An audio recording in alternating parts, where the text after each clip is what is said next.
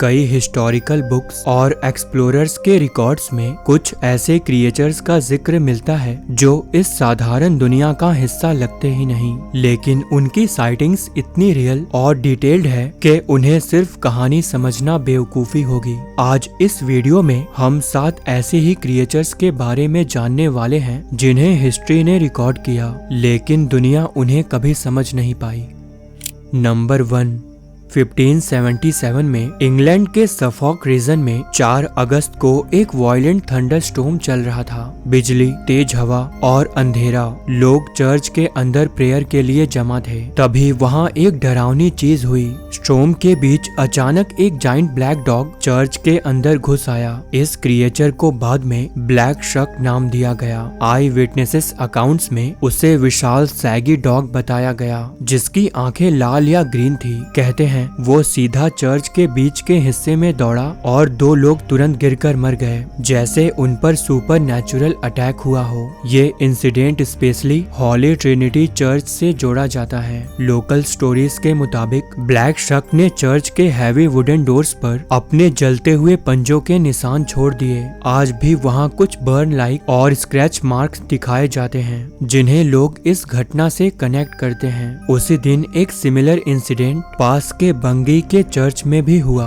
16th century के pamphlets में लिखा गया है कि एक ब्लैक डॉग स्टॉर्म के दौरान आया था। उस वक्त के लोगों के लिए ये क्लियर साइन था कि ये कोई नॉर्मल जानवर नहीं, बल्कि डिवाइन वार्निंग या डेमोनिक एंटिटी थी। ईस्ट एंग्लिया रीजन में ब्लैक शक की स्टोरी सेंचुरीज तक चली। कभी उसे सिर्फ एक साइलेंट रोड साइड घोस्ट बताया गया जो ट्रैवलर्स को देखता है, तो कभी उसे डायरेक्ट डेथ का साइन माना गया, जिसे देखने का मतलब था कि किसी की मौत होने वाली है। आज हिस्टोरियंस और एक्सपर्ट्स कहते हैं कि ये इवेंट शायद स्टॉर्म रिलेटेड ट्रेजेडी थी, जिसे फियर और रिलीजियस माइंडसेट ने डीमन डॉग की कहानी बना दिया। लेकिन लोकल टूरिज्म और कल्चर में ब्लैक शक अब भी जिंदा है। नंबर 2, 1995 के शुरुआती महीनों में प्यूर्टो रिको के एक छोटे से टाउन, खासकर कनोवनस एरिया में अचानक अजीब रिपोर्ट्स आने लगी। फार्मर्स ने कंप्लेन किया कि उनके गोट्स, चिकन और दूसरे लाइव स्टॉक सुबह डेड मिल रहे हैं। सबसे डिस्टर्बिंग बात यह थी कि एनिमल्स के बॉडी पर चोट के साइन बहुत कम होते थे, लेकिन चेस्ट या नेक के पास 2-3 पंचर वुंड्स मिलते थे। कई लोगों का क्लेम था कि उनका खून निकाला गया था। इसी वजह से मीडिया ने इस अनजान हमलावर को चुपा कैब्रा नाम दिया, जिसका स्पेनिश मतलब गोट सकर होता है। आई विटनेस डिस्क्रिप्शंस ने मिस्ट्री को और बढ़ा दिया। कुछ लोगों ने क्लेम किया कि उन्होंने 3-4 फुट लंबा रेड ग्लोइंग आईज वाला, पीठ पर स्पाइन जैसे स्पाइक्स और कंगारू की तरह छलांग लगाने वाला क्रिएचर देखा है। दूसरे लोगों ने उसे रेप्टाइल जैसा बताया। पैनिक इतना बढ़ा कि रात को लोग ग्रुप्स बनाकर फील्ड की रखवाली करने लगे। लोकल मेयर ने भी हंट अनाउंस की और मीडिया कवरेज ने कहानी को पूरे लैटिन अमेरिका में फैला दिया। रिपोर्ट्स सिर्फ प्यूर्टो रिको तक सीमित नहीं रहे। लेट 1990s और 2000s में मैक्सिको, चिली और फिर यूनाइटेड स्टेट्स में भी लाइव स्टॉक किलिंग्स को चुपा कैब्रा से जोड़ा गया, लेकिन यहाँ क्रिएचर का अपीयरेंस अलग बताया गया। ज्यादातर हेयरलेस, पतला डॉग जैसा जानवर, जिसके दांत निकले हुए और स्किन पर इन्फेक्शन के निशान थे। लेकिन साइंटिस्ट ने ज्यादातर केसेस को नेचुरल प्रेडिएटर्स से लिंक किया। फिर भी 1995 प्यूर्टो रिको वेब में कुछ रिपोर्ट्स इतनी ड्रामेटिक थी कि लोगों ने alien experiments, secret government labs या जेनेटिक म्यूटेशन जैसी थ्योरीज तक बना दी। कुछ रिसर्चर्स ने सजेस्ट किया कि शायद अर्ली आई विटनेस डिस्क्रिप्शंस एक साइंस फिक्शन हॉरर मूवी से इन्फ्लुएंस हुआ हो, जो उस वक्त लोकल टीवी पर चल रही थी, और कलेक्टिव पैनिक ने कहानी को शेप दे दिया। आज तक किसी को अननोन बायोलॉजिकल स्पीसीज का सॉलिड साइंटिफिक प्रूफ नहीं मिला। मेजॉरिटी एक्सपर्ट्स का मानना है कि ये cases misidentified predators, disease affected animals और मीडिया ड्रिवन हिस्टेरिया का कॉम्बिनेशन थे। लेकिन फोकलोर के हिसाब से चुपा कैब्रा मॉडर्न लेजेंड बन चुका है, एक ऐसा क्रिएचर जो रात के अंधेरे में आता है और बिना आवाज के लाइव स्टॉक को मारकर चला जाता है।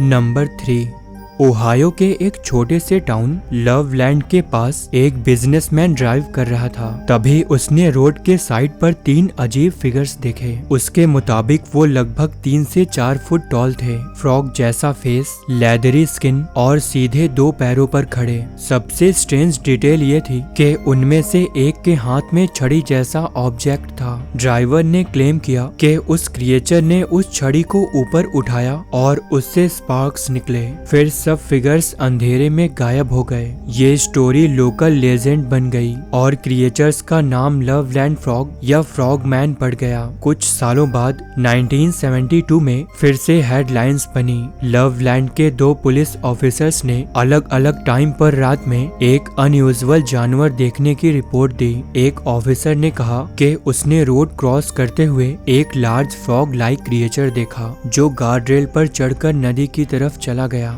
शुरू में रिपोर्ट सेंसेशनल थी, frog man spotted by police, लेकिन बाद में उनमें से एक ऑफिसर ने क्लैरिफाई किया कि शायद वो एक लार्ज इग्वाना या एस्केप्ड पेट लिजर्ड हो सकता है। इन्वेस्टिगेटर्स ने कई प्रैक्टिकल एक्सप्लेनेशन दिए, लेकिन फिर भी केस ऑफिशियली कभी किसी एक क्लियर कंक्लूजन पर क्लोज नहीं हुआ। कोई फिजिकल एविडेंस, फुटप्रिंट्स या बायोलॉजिकल सैंपल कभी नहीं मिला। आज लवलैंड फ्रॉग ओहायो की अर्बन फॉकलोर का हिस्सा है। फेस्टिवल, टी शर्ट और लोकल स्टोरीज में जिंदा है। लोग आज भी बात करते हैं कि क्या वो सिर्फ एक एस्केप्ड रेप्टाइल था जो इमेजिनेशन से मॉन्स्टर बन गया, या 1950s की उस अंधेरी रात किसी ने सच में कुछ ऐसा देखा जिसे साइंस भी एक्सप्लेन नहीं कर पाई।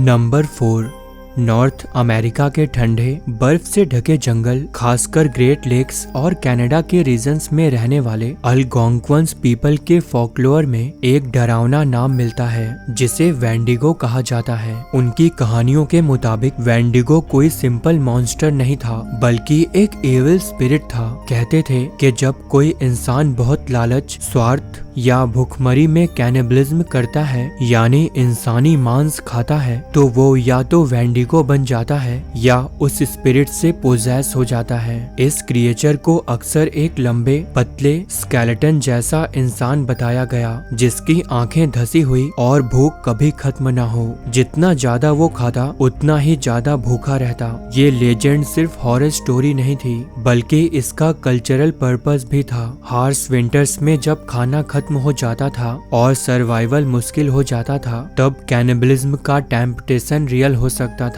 वेंडिगो की कहानी एक मोरल वार्निंग थी कि अगर तुम इंसानियत छोड़ दोगे तो तुम इंसान नहीं रहोगे। लेकिन 1800s में कुछ ऐसे रियल इंसिडेंट्स रिकॉर्ड हुए जहां लोगों ने क्लेम किया कि उन्हें वेंडिगो स्पिरिट ने कंट्रोल किया है। सबसे फेमस केस 1870s का है, जहां एक आदमी स्विफ्ट रनर ने अपने परिवार को मारकर खा लिया। जब उसे पकड़ा गया, उसने कहा वो वेंडिगो से पोजेस था। कोर्ट ने इसे सुपर नेचुरल एक्सक्यूज नहीं माना और उसे एग्जीक्यूट कर दिया। लेकिन लोकल कम्युनिटीज में कई लोग मानते रहे कि वो सच में स्पिरिट के कंट्रोल में था। इसी तरह कुछ और केसेस में लोगों ने इंटेंस फियर एक्सप्रेस किया कि वो वेंडिगो बन रहे हैं। उन्हें लगता था कि उनमें अनकंट्रोलेबल कैनिबलिज्म की इच्छा जग रही है, भले ही उनके पास खाना अवेलेबल हो। 20th सेंचुरी के साइकोलॉजिस्ट ने इस फिनोमेनन को वेंडिगो साइकोसिस नाम दिया। उनके मुताबिक ये एक कल्चर बॉन्ड सिंड्रोम हो सकता है, जहां स्पेसिफिक कल्चरल बिलीफ सिस्टम के अंदर मेंटल ब्रेकडाउन उसी शेप में मैनिफेस्ट हो जाती है। आज कई स्कॉलर्स डिबेट करते हैं कि क्या सच में वेंडिगो साइकोसिस सच में वाइड स्प्रेड था। कुछ रिसर्चर्स कहते हैं कि वेस्टर्न एंथ्रोपोलॉजिस्ट ने स्टोरीज को सेंसेशनलाइज किया, लेकिन ये क्लियर है कि वेंडिगो का कॉन्सेप्ट डीप कल्चर सिंबोलिज्म रखता है। मॉडर्न पॉप कल्चर में वेंडिगो को अक्सर डियर स्कल हेड और एंटलर्स के साथ दिखाया जाता है, लेकिन ट्रेडिशनल एल्गोंक्वन स्टोरीज में वो ज्यादा ह्यूमन लाइक और टेरिफाइंगली थिन होता था, एक ऐसा इंसान जो अपनी ही भूख का शिकार हो गया।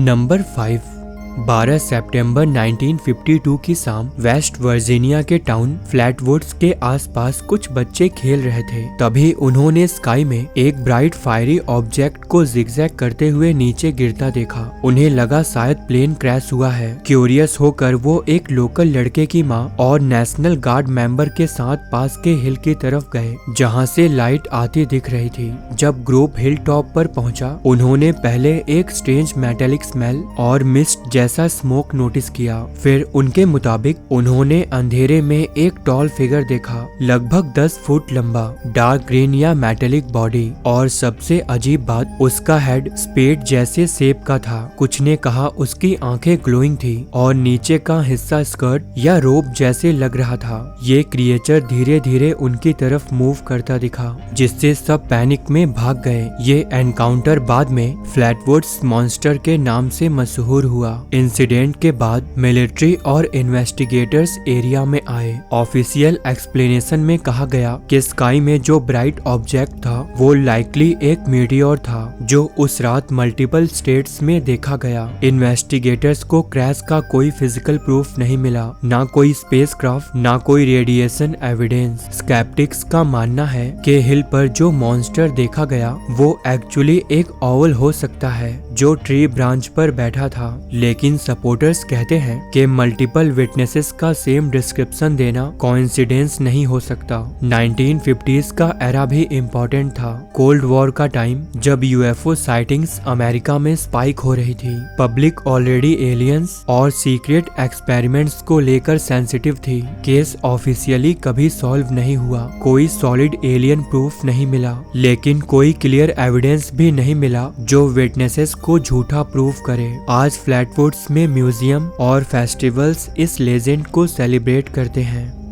नंबर 6, स्कॉटलैंड के हाईलैंड्स एरिया में एक बड़ी सी फ्रेश वाटर लेक है जिसे लॉच नेस लेक कहा जाता है। अप्रैल 1933 में एक कपल जॉर्ज और ग्रेस स्पाइसर ने क्लेम किया कि उन्होंने रोड से लेक के पास एक लंबी गर्दन और लार्ज बॉडी वाला क्रिएचर क्रॉस करते देखा जो पानी की तरफ जा रहा था। उन्होंने कहा वो किसी प्री हिस्टोरिक रेप्टाइल जैसे लग रहा था। ये रिपोर्ट्स न्यूज़पेपर में छपी और तब से लोगों की क्यूरियोसिटी एक्सप्लोड हो गई। इसके बाद डजन साइटिंग्स रिपोर्ट होने लगी। लोग कहने लगे कि उन्हें पानी में एक लंबी गर्दन या मूविंग शैडो दिख रही है। उस क्रिएचर का नाम नेसी रखा गया। फिर 1934 में आई सबसे फेमस तस्वीर। ये फोटो एक लंदन के सर्जन रॉबर्ट केनेथ विल्सन ने ली थी। इस ब्लैक एंड व्हाइट इमेज में पानी के ऊपर एक छोटा सा हेड और लंबी गर्दन जैसा शेप दिख रहा है। दुनिया भर के न्यूज़पेपर्स में इसे पब्लिश किया गया और लोगों ने मान लिया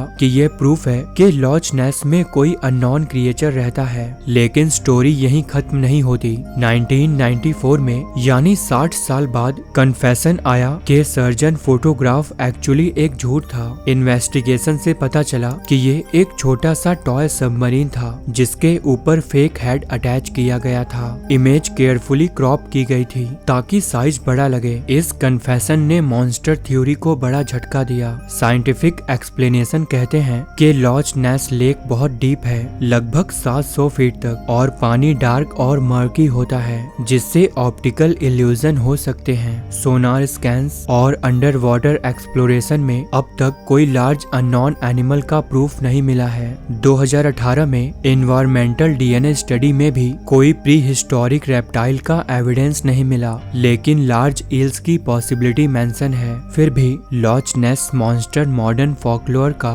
सबसे फेमस एग्जाम्पल बन चुका है, जिससे टूरिज्म भी बढ़ा है। हर साल हजारों लोग नेसी की एक झलक देखने आते हैं।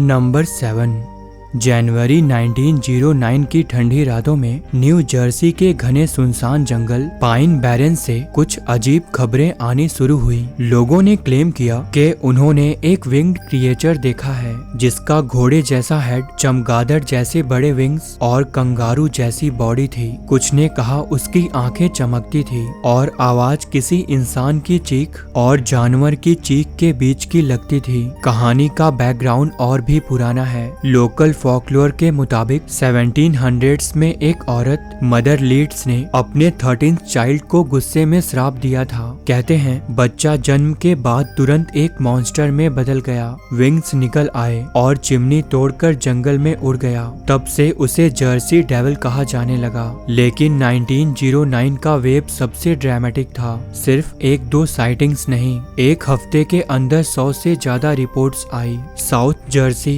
और फिलाडेल्फिया तक के लोगों ने फुटप्रिंट्स देखे जो बर्फ में अजीब तरीके से एक घर की छत से दूसरे तक जा रहे थे, जैसे क्रिएचर उड़कर लैंड कर रहा हो। स्कूल्स बंद कर दिए गए क्योंकि पेरेंट्स डरे हुए थे। न्यूज़पेपर्स ने इस स्टोरी को फ्रंट पेज पर छापा, जिससे पैनिक और बढ़ गया। कुछ रिपोर्ट्स में लिखा गया कि पुलिस ने भी सर्च पार्टीज भेजी। एक जू ओनर ने तो क्रिएचर को पकड़ने के लिए रिवॉर्ड अनाउंस तक कर दिया और कुछ लोग फेक जर्सी डेविल बनाकर पैसे कमाने की कोशिश करते भी पकड़े गए। एक्सपर्ट्स ने एक्सप्लेनेशन दी कि शायद ये मास हिस्टेरिया हो। जब एक रिपोर्ट वायरल होती है तो लोग अपनी नॉर्मल साइटिंग्स को भी उस लेजेंड से जोड़ देते हैं। फिर भी पाइन बैरेंस का एरिया इतना आइसोलेटेड और मिस्टीरियस है कि लेजेंड जिंदा रहा। आज भी वहाँ जर्सी डेविल के फेस्टिवल्स और टूर्स होते हैं। दोस्तों, इन क्रिएचर्स को लेकर आपकी क्या राय है? कमेंट में मेंशन जरूर करें। साथ ही वीडियो को लाइक और चैनल को सब्सक्राइब करना ना भूलें। मिलते हैं नेक्स्ट वीडियो में। धन्यवाद।